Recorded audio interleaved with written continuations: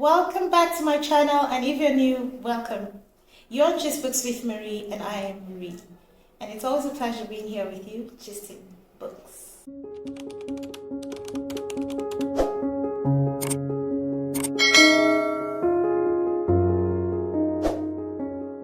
Let's gist. Today's gist is on the widow who died with flowers in her mouth. Now, two things make me want to read a book: a catchy title and a beautiful cover page. And this book has got both. I particularly like the gold lettering. Beautiful. Now, first off, I noticed most of the stories contained in this book are set in Abakaliki, which is the capital of Ebonyi State. And it so happens the author of this book resides in Ebonyi State. And I find the whole Abakaliki thing very refreshing because you don't get to see or hear that very often in books. Now, who is the author of this book? Obinna Udenwe is the author of The Widow Who Died with Flowers in Her Mouth. He is a Nigerian novelist, and he's also a short story writer. And he won the first edition of the Chinwe Achebe Prize for Literature in 2021. He's had most of his works published in journals, both home and abroad, and even a movie adaptation of one of the stories contained in this book, which happens to be my favorite. It has to do with Amelia. That's the title. Now, The Widow Who Died with Flowers in Her Mouth is a collection of 11 short stories, which most of which are protracted, which in literary terms we call long form style of short story writing. It just means short story writing, but a little bit lengthy, that's all. And most of the stories, or all of the stories, are told in the omniscient narrative technique. So we've got this all-seeing eyes that knows everything about the characters, even their past stories, the stories that have led them up to that point where we're introduced to them. Now, talking about themes, there is the theme of mysticism contained in all of the stories, which lends a gothic plot to all of them. Now, what do I mean by goth? You've got elements of terror, elements of murder, femme fatale, sinister deaths and hereditary curses, and all of that is just in here. So it gives you this really dark, macabre thing going on in all of the stories. The first story is a dark satire centered around John Edoho Okere, who decides to commit suicide in the most gruesome manner possible. But before he does, he decides to announce his plans to commit the suicide so the whole world can know about it and hopefully provoke a rebellion. And why does he want to do this? Because he blames his misfortunes on the bad governance and even the chaotic state of the nation. But few stories later, we wonder if there was more to John's suicide than just the chaotic state of the nation, which takes us to the story of the redemption of Father McGettrick. Now, Father McGettrick is being named by his mother after a priest, Father McGettrick, hoping that being named after a holy man is just going to help his life. But that doesn't happen. Father is a total failure in everything. He's a complete failure. And there's this supersensual plot. So, Father, in his dreams, is being transported from the physical realm to the spiritual one, where someone is trying to save him. But somehow Father cannot be saved.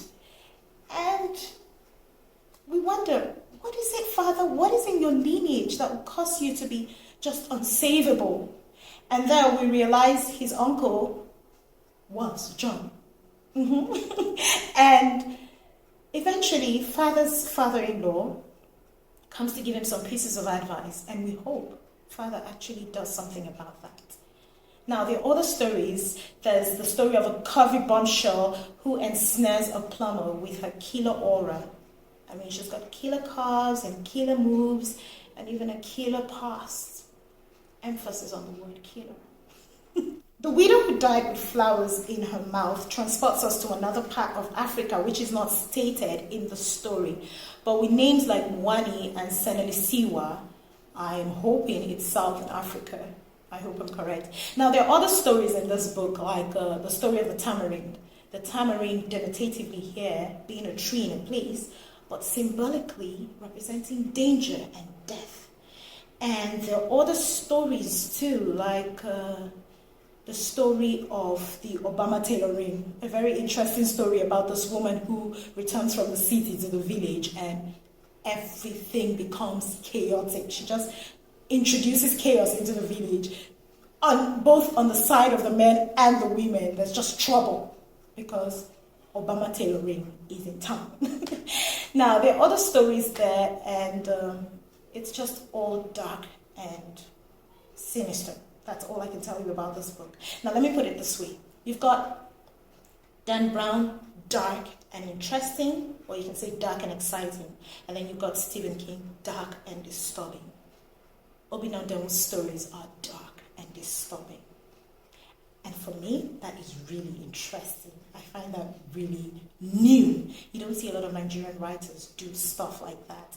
And so for me, I just think it's a win through and through, especially being that the book is uniquely told in a manner that would leave you ruminating long after you're done with the book. Hence, all the pink swirling stuff around here, right? So I will recommend this book for anyone who's into goth. But if you're not into it, then maybe you shouldn't pick it up. And honestly, when you're done reading this book, you're going to become a prayer warrior by force. That is what this book is going to give to you, because you're going to realize there is just more, to life than what you see. There's a lot behind the scene. There's a lot playing behind the scene. What could it be? So I really would love your take on this book. For those of you who've read it, what did you think about this book? How dark do you think this book is? And what is your take on Obinna Udenwe's style of writing?